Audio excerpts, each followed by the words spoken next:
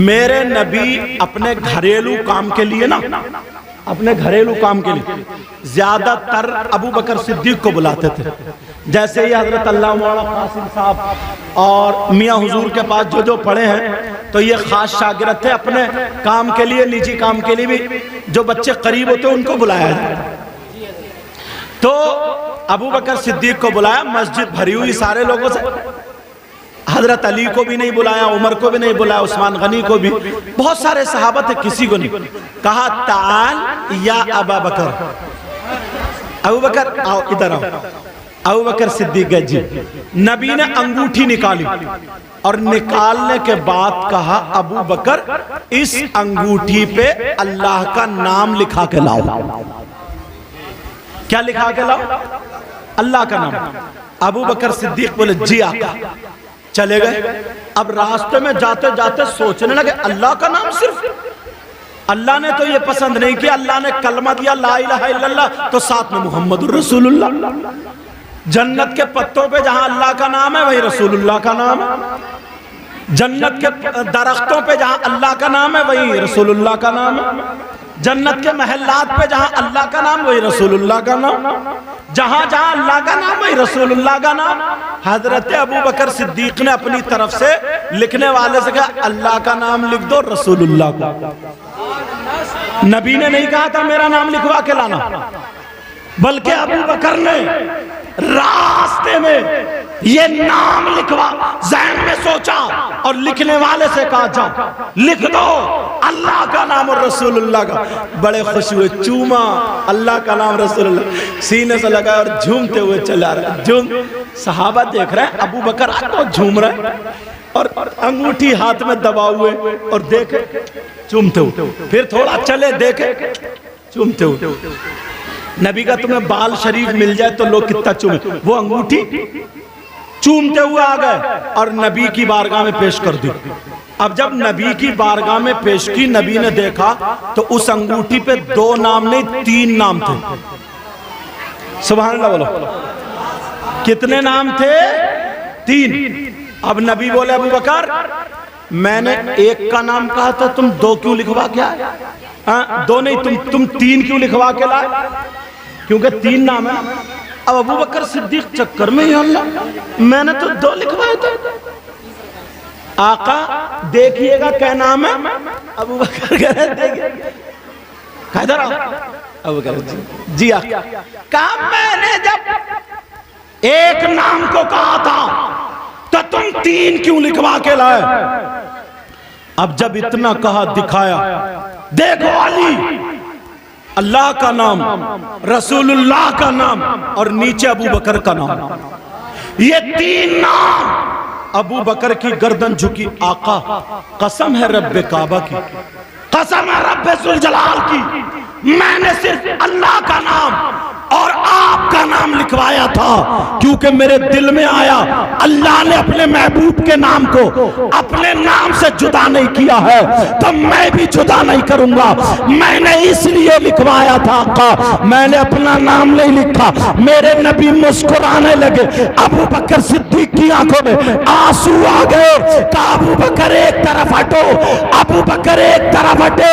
कहा जिब्रील मुझे बता रहे हैं अबू बकर तुमने मेरा नाम लिखवाया और अल्लाह ने तुम्हारा नाम लिखवाया, इसलिए तुमने अल्लाह के महबूब के नाम को अल्लाह के नाम से जुदा नहीं किया और अल्लाह ने मेरे नाम से मेरे महबूब के नाम को जुदा नहीं किया, इसलिए अल्लाह ने तुम्हारा नाम लिखवाया। बेशक सुभान अल्लाह। नारे तकबीर। नबी फरमाते हैं कि 5 चीजें इबादत में से हैं। कितनी चीजें बोलो प्यारे? 5 चीजें। अल्लाह बरकतें फरमाए।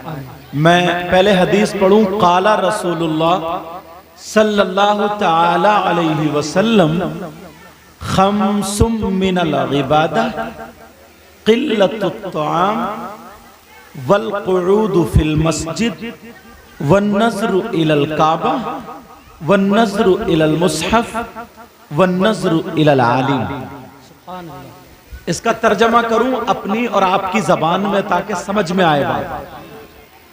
नबी फरमाते हैं 5 चीजें इबादत में से।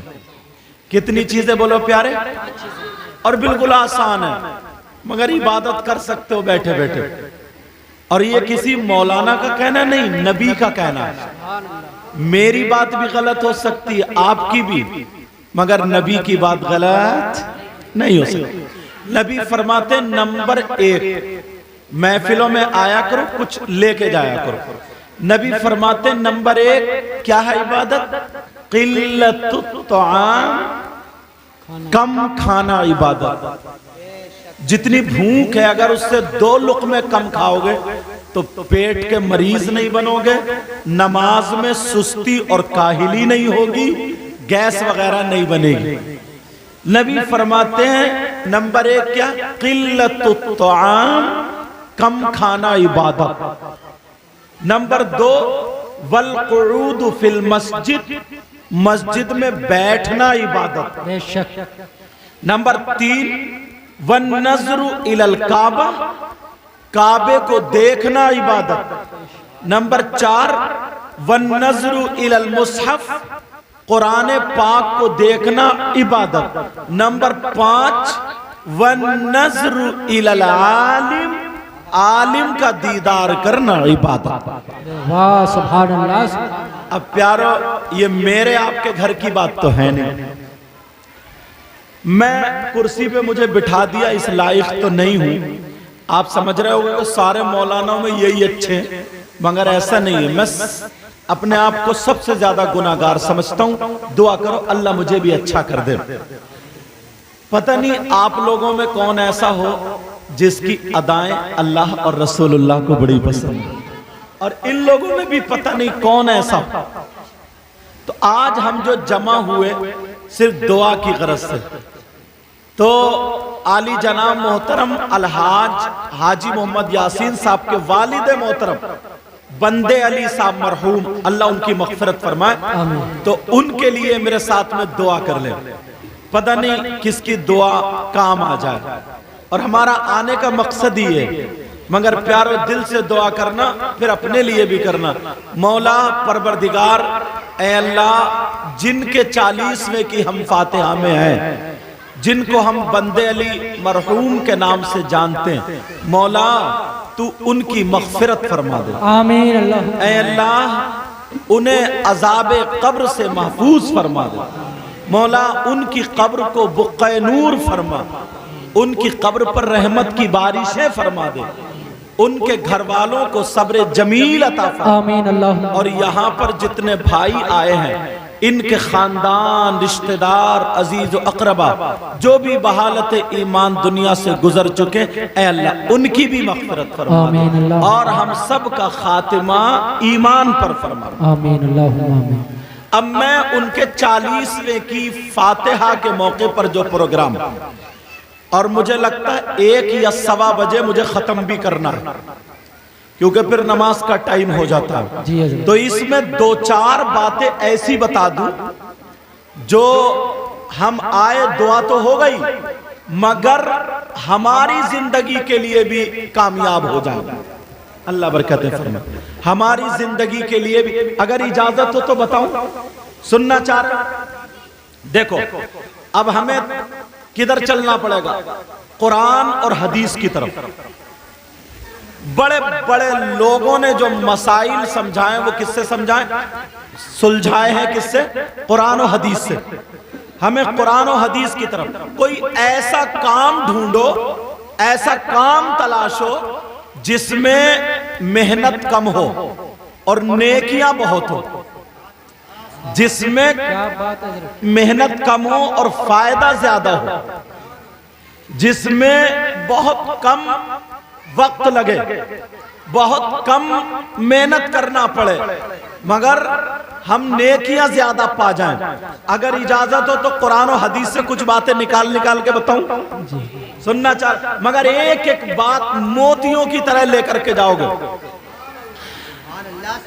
अब मैं अल्लाह के रसूल सल्लल्लाहु ताला अलैहि वसल्लम की तरफ चलूं, पूरी जितने सियासत की हदीसें बुखारी शरीफ, मुस्लिम शरीफ, तिरमिजी शरीफ, इब्ने माजा, इब्ने दाऊद, मिशकात और भी जो हदीस की किताबें पूरी पढ़ो एक तरफ से, तो एक बात हमें ये बड़ी प्यारी मिलती है, बहुत आसान है, अगर करोगे तो नेकियां बहुत पाओगे। तैयार हो? लोग चाहते हैं ना कि कोई 100 रुपए रोजाना कमाए और फिर 1000 रुपए कमाए, तो 1000 रुपए वाले काम को पकड़ता है। बोलो पकड़ता नहीं पकड़ता? अब सुनो, इसमें किसी मुफ्ती साहब की जरूरत नहीं पड़ेगी, किसी बहुत बड़े आलिम की जरूरत नहीं पड़ेगी। नबी फरमाते हैं, अल्लामा ज़मख़शरी ने लिखा है, तवज्जो से समझ में आ रही है मेरी बात पीछे वालों? नबी फरमाते हैं 5 वक्त की नमाज फर्ज है मुसलमान आकिल बालिग पर, मर्द और पर, वो तो पढ़ना ही है, मगर मैं इससे थोड़ा हटके और आसान बता रहा हूं। आका फरमाते हैं, अगर कोई अल्लाह का बंदा जिसका दिल बड़ा साफ सुथरा हो, भोला सीधा सादा हो, अपने काम काज में लगा हुआ हो, बहुत ज्यादा पढ़ा हुआ ना हो, मुफ्ती या अल्लामा ना हो, नबी फरमाते हैं अगर कोई अल्लाह का बंदा वुजू बना करके खाली मस्जिद में जाकर के बैठ जाए, वाह सुभान अल्लाह सुभान अल्लाह, याद आया? मस्जिद में जाकर के खाली बैठ जाए, मस्जिद में जब बैठा 1 घंटा या 2 घंटा, तो बैठे बैठे कुरान की तिलावत भी नहीं कर रहा है, क्योंकि कुरान पढ़ने ही नहीं आता, तस्बीह लेकर के अल्लाहु अकबर, अल्हम्दुलिल्लाह, सुब्हानल्लाहि व बिहम्दिही सुब्हानल्लाहिल अज़ीम, ये कुछ भी नहीं पढ़ रहा। नबी फरमाते हैं खाली मस्जिद में बैठ जाए, सांसें लेता रहे, अल्लाह के घर में बैठा रहे, 1 घंटे में बताओ हजारों मर्तबा सांस लोगे या नहीं लोगे? सांस तो तुम नहीं रोक सकते हो। अल्लामा ज़मख़शरी लिखते हैं, अगर कोई भी ऐसा करे, मस्जिद में बैठ करके जितनी सांसें लेगा, अल्लाह ताला उसे हर सांस पर 400 नेकियां अता फरमाएगा। वाह वाह सुभान अल्लाह सुभान। कितनी नेकियां बोलो? 1 सांस पे। मुफ्ती मुदस्सिर साहब क़िबला, 1 सांस पे, याद आया? 1 सांस पे 400 नेकियां, थोड़ा सा ही तो काम है यार। ये तो सभी कर सकते हैं, पढ़े लिखे, खैर पढ़े लिखे, बिल्कुल आसान आसान बातें निकाल के दूं आज, मगर तुम करने के लिए रेडी हो जाओ। जब हम अपनी दुनियावी जो खेती है ना, इसको पानी लगाते हैं, दवा लगाते हैं, जोतते हैं, टाइम पे बोते हैं, अल्लाह तुम्हारी खेतियों में बरकत अता फरमाए। करना चाहिए, मेहनत करना चाहिए। सहाबा ने तिजारत की है, काम किया। नबी अगर चाहते तो ये कहते नहीं, तस्बीह लिए बैठे रहो, कोई काम नहीं करोगे, मैं तुम्हें पत्थर के टुकड़ों का सोना बना बना के देता रहूंगा। नबी ने नहीं कहा, नबी ने कहा मेहनत करो, चलो। तो तुम्हें मेहनत करनी है अपनी जमीन में, या जैसे भी जो जायज काम कर रहा खूब करो। समझ में आ रही बात? हलाल कमाओ, हलाल खाओ। लेकिन यहाँ की जमीन के लिए पानी लगाते हो, यहाँ की खेती हरी कर ली, मगर आखिरत की खेती सूखी पड़ी है। आज आखिरत की खेती के लिए कुछ बातें बता रहा हूं। अल्लामा ज़मा, और मेरी बात हो तो गलत, इनकी बात हो तो गलत, आपकी हो तो गलत हो सकती है, मगर नबी की बात गलत नहीं हो सकती। बोलो नबी की बात, हर बात या तो मैं कुरान शरीफ पे लाके टेकूंगा या हदीस पे। ताकि बात पक्की पक्की अच्छी अच्छी मिलती जाए। एक तो टाइम कम होता है और ऐसे वक्त में सब लोग आते हैं। इधर तो मरहूम को बंदे अली नाम था, अल्लाह उनकी मग़फ़िरत फरमाए। एक तो उनके लिए दुआएं भी हो रही है, दूसरा हमारी आखिरत की खेती के लिए जरिया इकट्ठा हो रहा है। सुभान अल्लाह, सुभान अल्लाह। अब जरा सुनो, हर हर सांस पर 400 नेकियां। अब ईमानदारी से बताओ, यहां से यहां तक जितने लोग आए हैं, सच में तुम लोग मस्जिद में जाके बैठते हो? तुम मौलाना लोग ही नहीं बैठते। देखो मैं क्लियर कहता हूं, साफ कह दो, अगर टाइम मिलता है ना आधे घंटे का, तो सब मोबाइल पे लग जाते हैं, चाहे मौलाना हो या तुम हो। सब काहे पे लग जाते हैं बोलो? सब मोबाइल पे, और अपना अपना वक्त काटना शुरू कर देते हैं। और बाज भाई हमारे चौराहे पकड़ेंगे, नुक्कड़ पकड़ेंगे, किसी की बैठक पकड़ेंगे, दुकान पकड़, वहां पे बैठ के घंटों तेरी गीबत, मेरी गीबत, उसकी गीबत, बुराइयों में लगे रहेंगे, मगर तुम्हें नेकियों का रास्ता तुमने भुला दिया, तुम्हें पता नहीं। लेकिन अब तुम्हें जागना पड़ेगा, अब तुम्हें जागना पड़ेगा। बोलो जागोगे ना? अब तुम्हें जागना पड़ेगा। अल्लामा ज़मख़शरी लिखते हैं 400 नेकियां अल्लाह ताला हर हर सांस पे अता फरमाएगा। आज से ये काम शुरू करोगे तो मैं दूसरी बात उठाऊं। इसमें तुम्हें मुफ्ती बनने की जरूरत है, बहुत बड़ा इल्म सीखने की जरूरत है। अरे जाके बैठ जाओ मस्जिद में अल्लाह, और बगैर पढ़े, ये लिखा है, बगैर पढ़े इतना सवाब है। और जब तुम सुभान अल्लाह, अल्हम्दुलिल्लाह, अल्लाहु अकबर, अस्तगफिरुल्लाह, सुभान अल्लाह, ये अल्लाह ताला के कलेमात पढ़ोगे तो कितना सवाब मिलेगा। अब आदतें अच्छी बनाओगे। हजरत एक जगह ना इमाम मालिक का वाक़या है, और कुछ ने लिखा है कि एक अल्लाह के बुजुर्ग दूसरे थे। चलो जो भी थे अल्लाह के बुजुर्ग सफर कर रहे थे, देखा लोग एक नदी के किनारे पे ताली बजा बजा के हंसी मजाक ठट्टे कर रहे हैं और कह रहे हैं अम्मरा अम्मरा अम्मरा अम्मरा। अब डूबा, जाके देखा, ये भी देखने लगे तो एक पेड़ उसकी टहनी पानी से टिक रही थी, हवा में हिल रही थी, और उस टहनी पे एक बिच्छू बैठा था, और वो बिच्छू पानी से टकराए और बेचारा गिरने गिरने से बच जाए। वो कह रहे थे देखो अम्मरा अम्मरा। सारे लोग हंसी मजाक ठट्टे में उसके मरने का इंतजार कर रहे थे।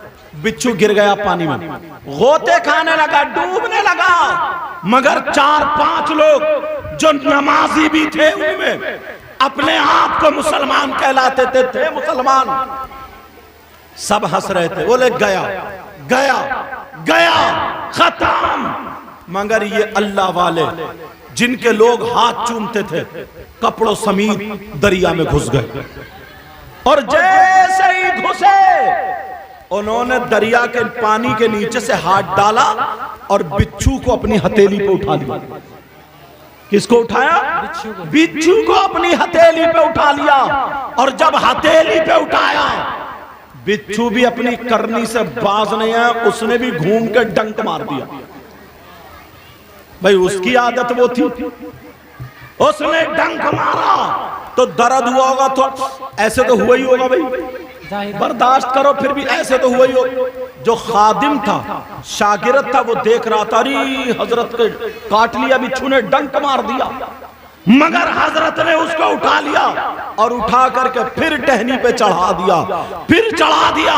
सारे लोग देख रहे थे और कह रहे थे देख तूने हजरत को काट लिया है, अब तुझे तू गिरेगा कोई नहीं बचाएगा। हजरत बाहर आ जाते, हवा चल रही है, फिर बिच्छू गिरने के करीब है, फिर लोग हंस रहे, अब तुझे कोई नहीं बचा पाएगा, तू अपनी आदत से बाज नहीं आया। बिच्छू फिर दोबारा गिर जाता है, हजरत फिर अंदर घुस गए और घुसने के बाद फिर दोबारा अपनी हथेली पे उठा लिया। जैसे ही उठाया, बिच्छू ने फिर डंक मार दिया कि किताब में लिखा है 3 मरतबा हजरत उठाते रहे, वो डंक मारता रहा।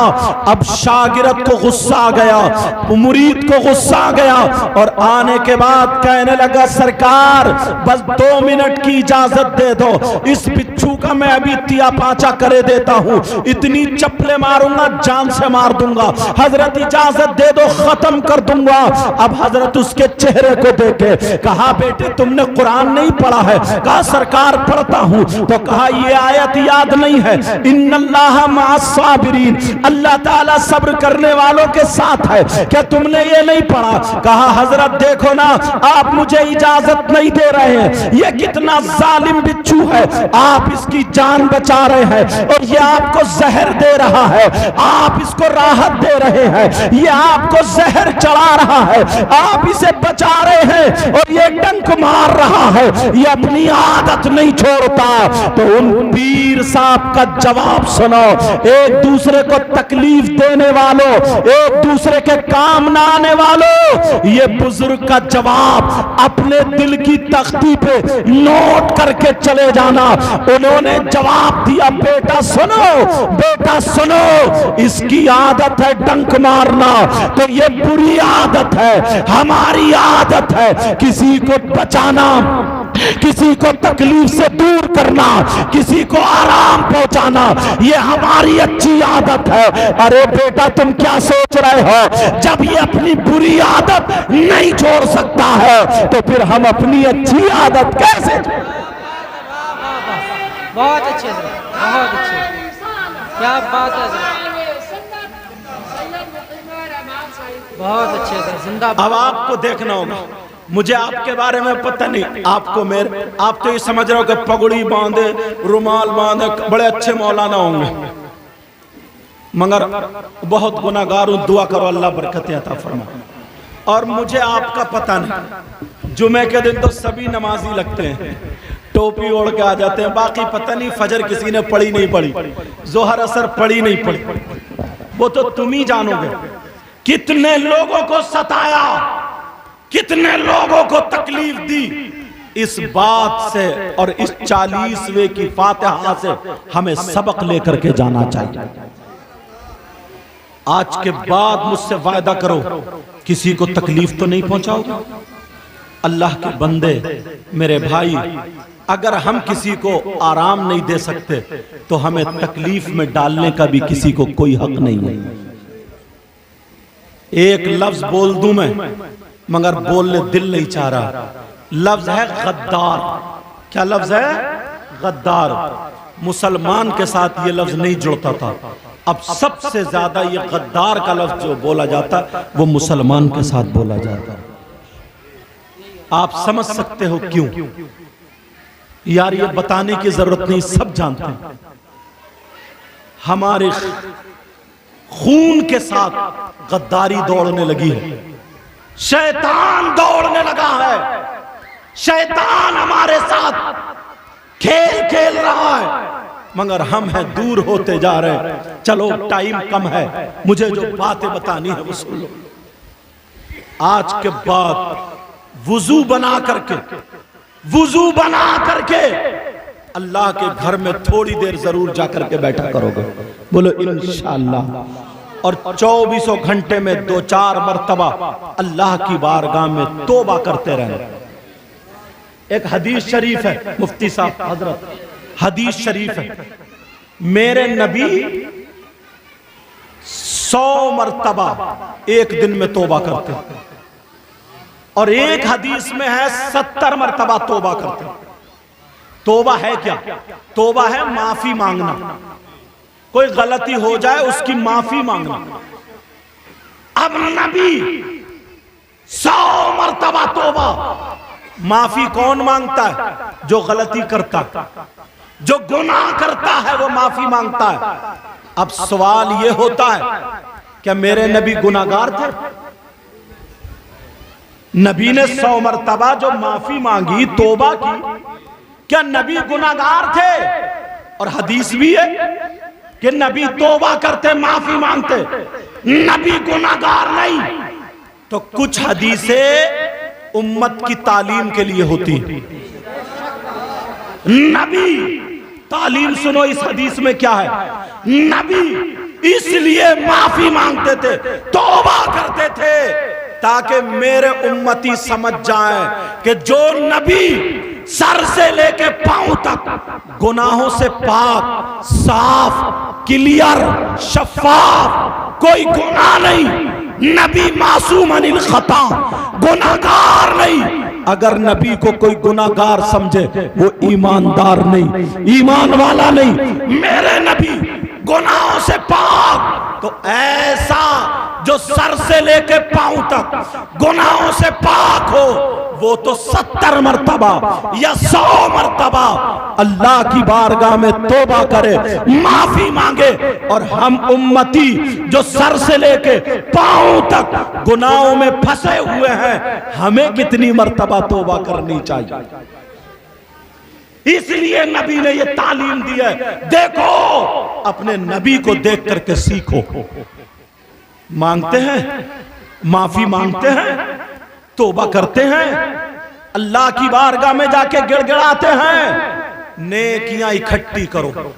नेक हजरत एक चीज और बताओ, ये भी पढ़ने लिखने की बात नहीं, मैं हालांकि वो हदीस से भी बता सकता हूं कि पूरी रात में एक एक पांव पे खड़े होकर कुरान पढ़ो तो कितना सवाब मिलेगा, मगर ये तुम्हारे बस की नहीं है, क्योंकि पूरी रात खड़े होकर ये तो हाफिज पढ़ेंगे या फिर आलिम पढ़ेंगे।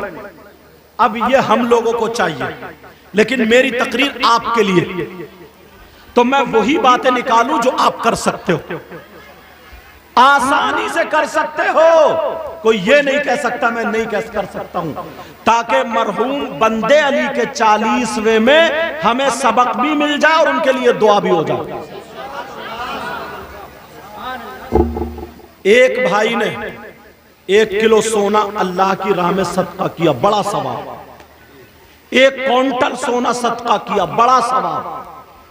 कई क्विंटल सोना अगर अल्लाह की राह में खैरात कर दे, सदका कर दे, तो कितना सवाब मिलेगा। तुम्हारे पास 1 रुपया नहीं, सोने की 1 कील नहीं, 1 पैसा नहीं, मगर 1000 नहीं, कई हजार क्विंटल, 1000 बहुत होते हैं ना, कई हजार क्विंटल अल्लाह की राह में सोना सदका करने का सवाब पा जाओगे। अगर